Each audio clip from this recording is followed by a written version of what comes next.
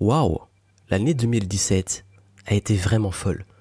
Ma 30e année de vie fut incroyable. Au début de l'année, j'avais dit que ce serait l'année de l'envol. Et ce fut sûrement la meilleure année de ma vie. J'ai commencé l'année en me retirant dans les montagnes, dans les Pyrénées. Cela m'a permis de me concentrer, de prendre du recul, de réoxygéner mon esprit et de surtout planifier et préparer cette année. Le 2 février, je fête mes 30 ans. Je l'ai faite devant 300 personnes, voilà, avec 300 personnes, durant le Web Entrepreneur Day, durant lequel j'ai pu faire une conférence. Et juste après cette conférence, pour mes 30 ans, je créais ma 3e entreprise. Les démarches ont été accélérées, parce que j'avais une deadline où je devais rentrer ensuite en Martinique. Parce que oui, 30 ans ça se fête, et surtout ça se fête en famille. Et j'ai décidé de passer, donc de rentrer et de passer cette 30e année, ce début de 30e année, en famille.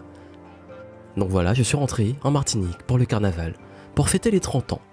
Et j'en ai profité aussi pour tourner les vidéos du lancement de mon nouveau programme, les 16 étapes, programme tant attendu, qui est 4 mois de coaching intense, vidéo, où je partage le meilleur de ce que j'ai appris en développement personnel et en business.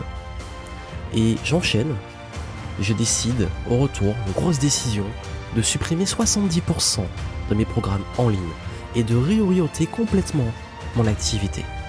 Avec ces nouveaux projets et tout, je me retrouve à me déplacer pas mal, je tourne de nouvelles vidéos partout en France, en Europe, puis durant l'été, après tout, je finis par lancer un nouveau programme, en vol, bien en adéquation avec cette nouvelle année. Et ce fut aussi une année très riche en rencontres, durant les networking booster, le mastermind du Sud, ma tournée du Sud de la France. Et derrière et après toute cette énergie, cette folie, ces nouveaux projets, ces décisions, j'apprends une triste nouvelle. À mon retour de Paris, en pleine préparation d'un nouveau programme, j'apprends le décès de ma grand-mère. Je prends du jour au lendemain un vol express pour rentrer en Martinique pour lui rendre un dernier hommage et lui dire au revoir. Et s'ensuit beaucoup de questionnements sur la suite, sur ma vie, sur mes projets. À mon retour, je lance un nouveau programme sur la concentration, le focus, l'attention. Et j'apprends aussi que ma famille part en République dominicaine et je décide donc de les rejoindre entre quelques sessions de week-end VIP que je fais souvent pendant l'été pour pouvoir profiter d'eux en vacances et faire une vraie coupure. J'ai d'ailleurs fait pas mal de vlogs durant ce voyage. J'en profite aussi pour peaufiner ma stratégie et préparer ma rentrée avec une énorme conférence, celle du Grand Sommet de la Motivation.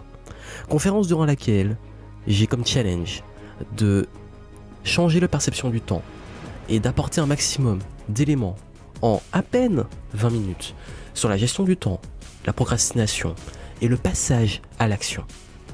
Sujet que je traite depuis plusieurs années, mais j'ai vraiment voulu apporter quelque chose de nouveau, de frais et d'impactant. Et les retours ont été énormes, surtout la symbolique de la bille, qui maintenant est devenue un cadeau que j'offre à tous ceux que je rencontre. J'en profite aussi, avec cet élan, pour lancer un nouveau concept, le mastermind dont vous êtes le héros. Tellement d'entrepreneurs sont laissés sur la touche, avec des offres qui sont toujours de plus en plus attrayantes, avec des promesses de plus en plus grandes, et pourtant de plus en plus déshumanisées, sans suivi, sans soutien. J'ai décidé de ramener le jeu, l'humain et la proximité dans le business, pour en faire un accompagnement totalement différent et un concept de mastermind, donc de connexion des cerveaux entre tous les participants, en le faisant passer à un autre niveau. S'ensuit après ce marathon, un gros coup de fatigue, voilà, mais la bonne fatigue, la fatigue de l'accomplissement.